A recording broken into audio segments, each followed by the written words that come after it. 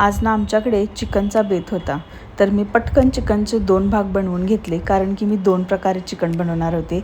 एक तर मस्तपैकी रश्शातलं चिकन आणि दुसरीकडे बटर चिकन, कारण की बटर चिकन खाऊन मला बरेच दिवस झाले होते आणि मला खूप बटर चिकन आवडतं. तर चला तर मग पटकन मी चिकन मॅरिनेशनसाठी ठेवते आहे. तर त्याच्यासाठी मी लिंबू पिळून घेतला दोन्हीकडे आणि त्याच्यावर आलं लसणाची पेस्ट, सगळे मसाले जे काय असतात ते सगळे मसाले घातले. आपलं लाल तिखट, नमक, ऑइल, आणखीन दही, हे सगळं एकत्र करून घ्यायचं आणि त्याच्यावर थोडीशी कोथिंबीर टाकून घेतली आणि मस्तपैकी मॅरिनेशनसाठी ठेवून दिलं. दुसरीकडे चिकनला मी फोडणी देऊन घेतली. बघा चिकन कसं छानपैकी शिजलेलं आहे.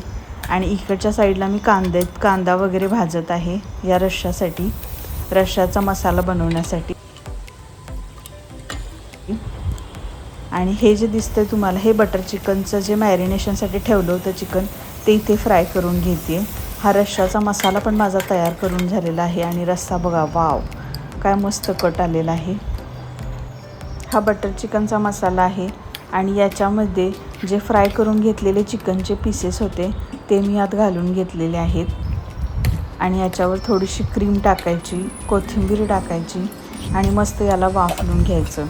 आहा, एकच नंबर लागतं हे चिकन. रस्सा पण तयार आहे आणि माझं बटर चिकन. चला तर मग आपण भेटूयात नेक्स्ट व्हिडिओमध्ये. तोपर्यंत बाय बाय.